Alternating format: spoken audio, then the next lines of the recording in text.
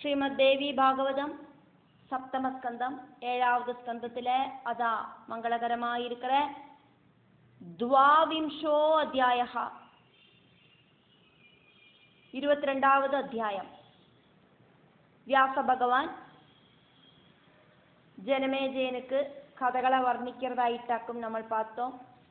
இதுக்கு முன்னாலത്തെ അധ്യായത്തിലെ சூதனாக்கும் சௌனகாதிகளுக்கு கதைகளை வர்ணிச்சார். இப்போ வியாச பகவான் கதைகளை வர்ணிக்கிறதாயிட்டு சூதன் சௌனகாதிகளுக்கிட்ட சொல்லின்னு இருக்கார் அப்படிங்கிறத நம்ம இங்க மைண்டில் கொண்டு வந்துக்கணும். சூதன் சௌனகாதிகள் கிட்ட சொல்லற மாதிரி ஆயிட்டாக்கும் பாகவத கதைகள் எல்லாம் இருக்கு அப்படிங்கிறத நமக்கு ஞாபகப்படுத்துறதுக்காயிட்டாக்கும் நடுவில் இங்க சூத உவாச்சா அப்படின்னு வந்துட்டு இருக்கு. இந்த அத்தியாயத்திலையும் சூத உவாச்சா அப்படிங்கிறது வரும். இந்த அத்தியாயம் வியாச பகவான் ஜனமேஜயனுக்கு கதைகளை சொல்றதாயிட்டு ஆரம்பிக்கப்படுறது. அதனால வியாச உவாச்ச. 1வது ஸ்லோகம்.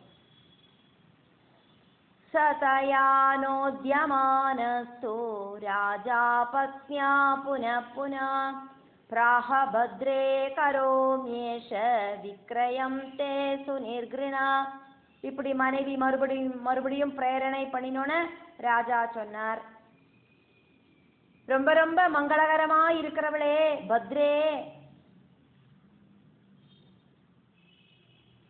கொஞ்சம் கூட கருணையில்லாத உள்ளம் இருக்கிறவன மாதிரி ஒன்ன நான் வித்துடுறேன் போ. நீ அதைத்தானே இப்படி சொல்லிண்டே இருக்காய், ஒன்ன நான் வித்துடுறேன். 2வது ஸ்லோகம். நృశம்சைரபி யத்கர்த்தோ ந சக்யம் தத்கரோம்யஹம் யதி தே ப்ராஜதே வாணி வக்துமீத்ருக் சுனிஷ்டுரம். இந்த அளவுக்கு ക്രൂരமான வாக்கு நீ எங்கிட்ட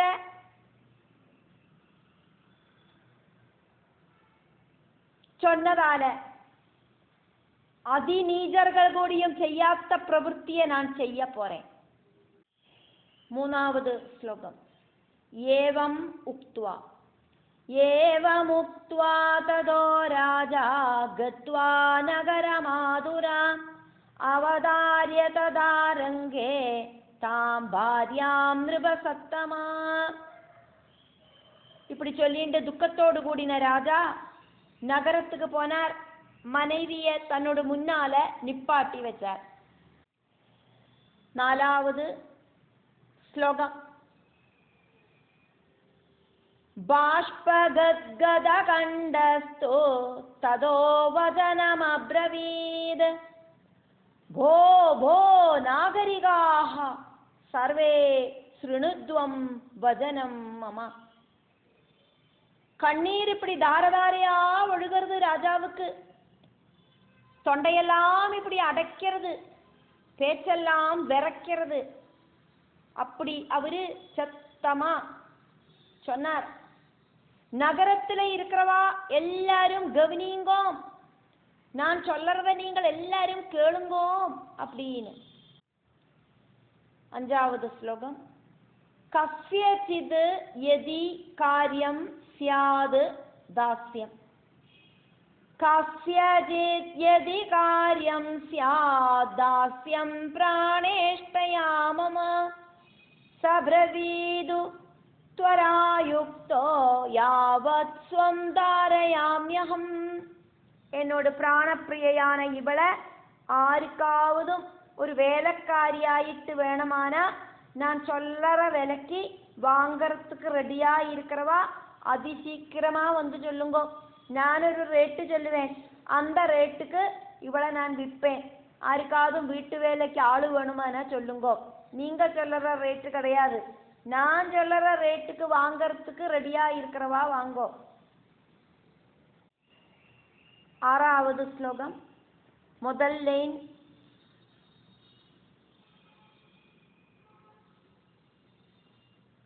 அதை கேட்டு நிற்கிற ஆளுகள் ராஜா கிட்ட கேட்கறதும் 2வது லைன் ராஜா பதில் சொல்லறதுமாக்கும்.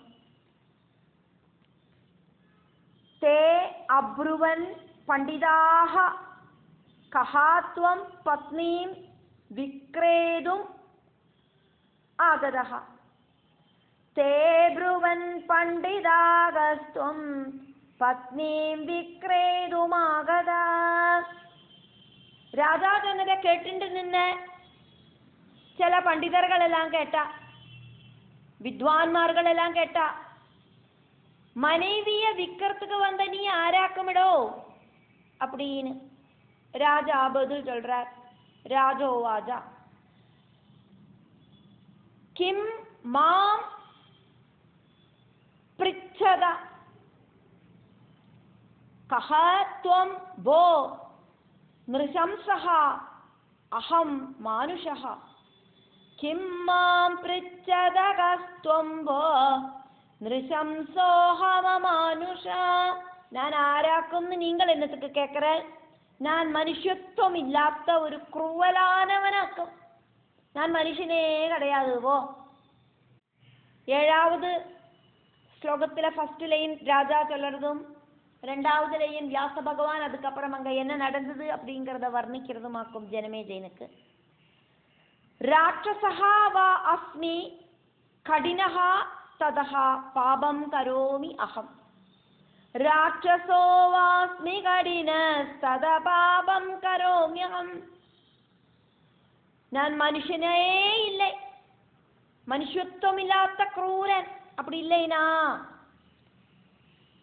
கருணையில்லாத ஒரு ராட்சசனுமா இருக்கலாம். நான் ஆரானா உங்களுக்கெல்லாம் என்னவாக்கும்? உங்களுக்கு தேவை வேலைக்கு ஒருத்தி, நல்லவன் கிடையாது நான், அவனாலேயாக்குமே இந்த பாபகர்மத்தை நான் செய்யறேன். அதை மட்டும் புரிஞ்சுக்குங்க வரும். அதுக்கப்புறம் அங்க என்ன நடந்தது அப்படிங்கறத வியாச பகவான் வர்ணிக்கிறார். வியாச உவாச்ச தம் சப்தம் சஹசா ஸ்ருத்வா கௌஷிகோ விப்ரரூபத்ருக். ராஜாவோடு சப்தம் கேட்டுட்டு பிராமண வேஷதாரியா இருக்கிற விஸ்வாமித்ரன், அதானது கௌஷிகன், உடனடியா என்ன பண்ணினார்? 8வது ஸ்லோகம்.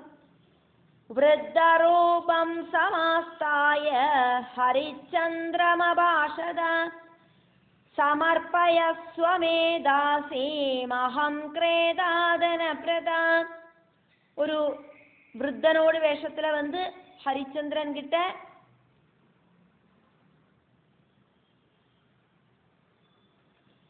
பிராமண சிரேஷ்டன் விஸ்வாமித்ரன் அப்படிங்கிற பிராமண சிரேஷ்டன் இப்படி சொன்னார்.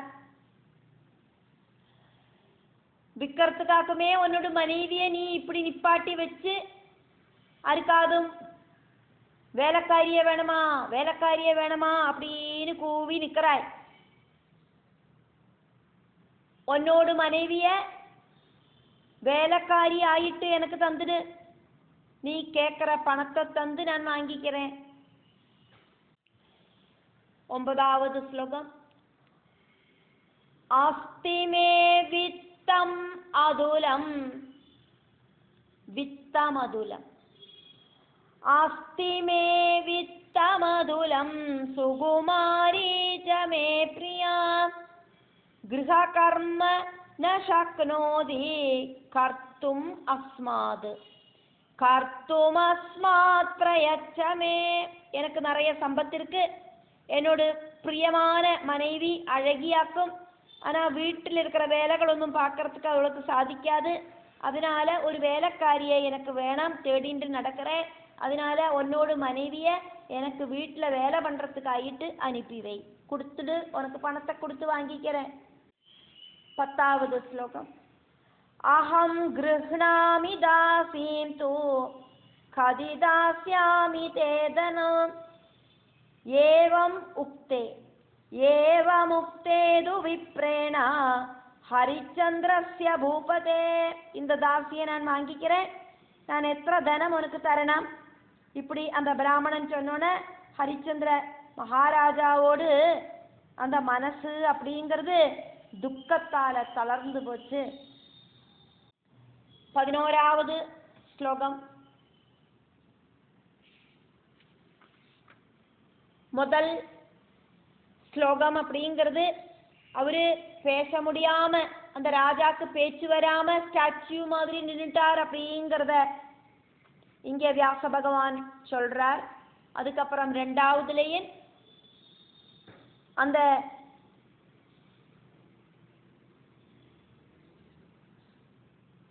பிராமணன் ராஜா கிட்ட சொல்லறதாயிட்டும் சொல்லப்படுறது.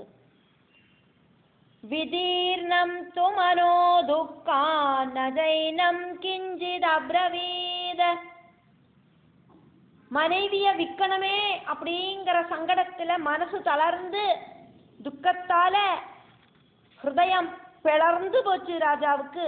அவரு பிராமணன் கிட்ட ஒன்னும் பேசாம ஸ்டாச்சு மாதிரி நின்னார். கண்ணிலேருந்து தார தாரையாயிட்டு கண்ணீர் மட்டும் ஒழுகிறது. விப்ர உவாஜா, பிராமணன் ராஜா கிட்ட சொல்லறதாயிட்டு இங்க வியாச பகவான் ஜனமேஜயனுக்கு சொல்லிட்டு இருக்கார். கர்மணஹா ச வயஹா ரூப ஷீலானாம் தவ யோஷிதஹ. கர்மணஸ்ச வயோ ரூப ஷீலானாம் தவ யோஷிதா. உன்னோடு மனைவி, உன்னோடு மனைவியா இங்க நிக்கிற இவளை நீ எனக்கு வேலைக்காரியாயிட்டு விக்கிறேன்னு அதுமே சொன்னது. உன்னோடு இந்த ஸ்திரீயோடு கர்மத்துக்கும் வயசுக்கும் ரூப சுபாவங்களுக்கும் தகுந்த மாதிரியான பணத்தை கேட்டு வாங்கிக்கும்.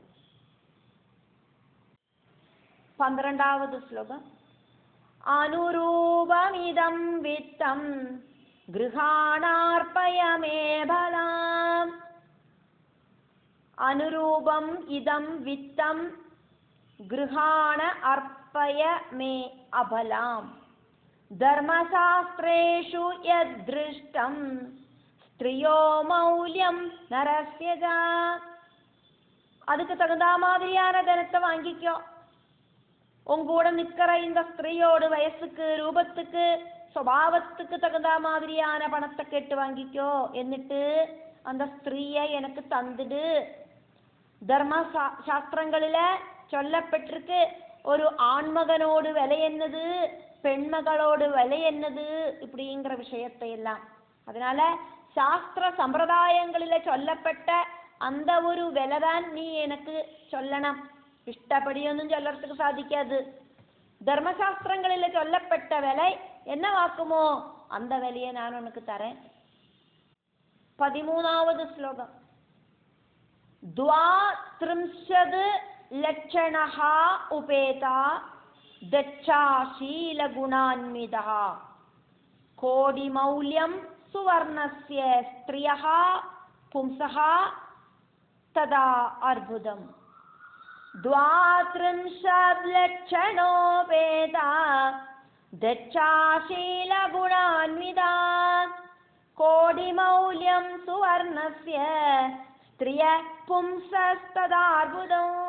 32 லட்சணங்களும் ശീല குணங்களும் எபிலிட்டிகளும் எல்லாம் இருக்கிற ஒரு ஸ்திரீயோடு விலை அப்படிங்கிறது 1 கோடி சொர்ண நாணயங்கள் ஆக்கும்.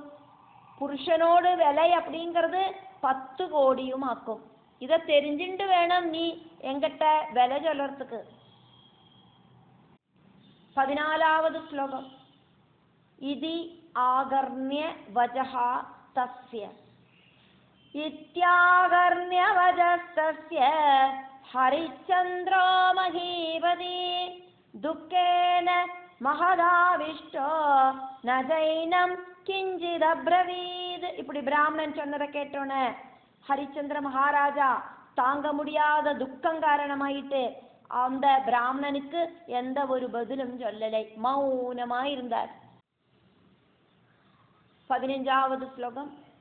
ததஹா ச விப்ரஹா நிருபதேஹே புரதஹா வல்தல உபரி தனம் நிதாய கேசேஷு திருத்வா ராஜ்ஞீம் அகர்ஷயது. തതസ്സ വിപ്രോ നൃപതേ പുരതോ വൽക്കലോപരി ധനം നിദായ കേശേഷു ധൃത്വാ ராஜ்ஞீமகர்ஷயது. அதுக்கப்புறமா அந்த பிராமணன் ராஜா மௌனமா நிற்கிறார் அப்படிங்கிறத தெரிஞ்சுட்டு ராஜாவோட முன்னால நின்றுட்டு இருக்கிற அந்த ராஜ்ஞியோடு முடிக்கட்டுல பிடிச்சு இழுத்தார். அதுக்கு முன்னால ராஜாவோடு முன்னால இந்த மனைவிய விற்கிறதுக்கு பணம் வாங்கறதுக்காயிட்டு ராஜா ஒரு மரவுரிய விரிச்சு வச்சிருந்தார் பிட்சாபாத்திரமாயிட்டு. அந்த பிட்சாபாத்திரத்துல அந்த மரவுரியில தனத்தை வச்சுட்டு இப்போ அந்த ராஜ்ஞி பிராமணனுக்கு வேலைக்காரியாயாச்சு. அதனால பண்டு காலத்துல எல்லாம் அடிமைகளை நடத்துறது ரொம்ப ரொம்ப குருவலாயிட்டாக்கும். தலைமுடிய பிடிச்சு இழுத்துண்டு எல்லாம் போவா. அதே மாதிரி ராஜ்ஞியோட தலைமுடி கட்டுல பிடிச்சு இழுத்துண்டு அந்த பிராமணன் வலிச்சான்.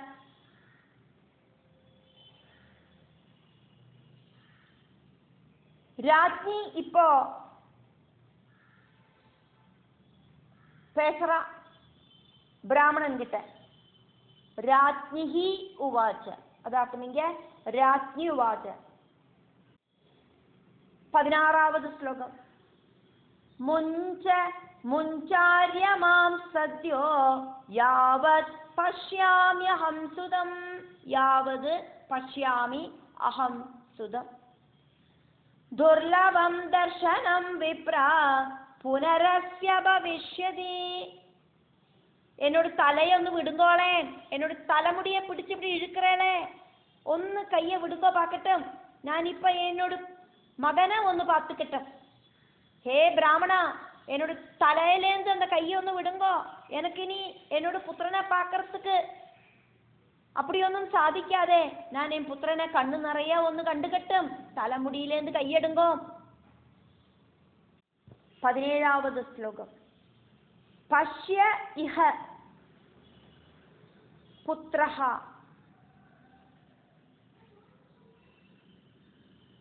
മാം ഏവം മാതരം ദാസ്യതാം ഗതാം.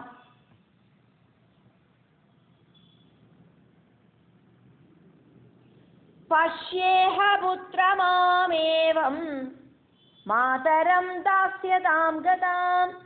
മാം മാസ്പ്രാക്ഷി രാജപുത്ര ന സ്പൃശ്യാഹം ത്വയാതുനാ.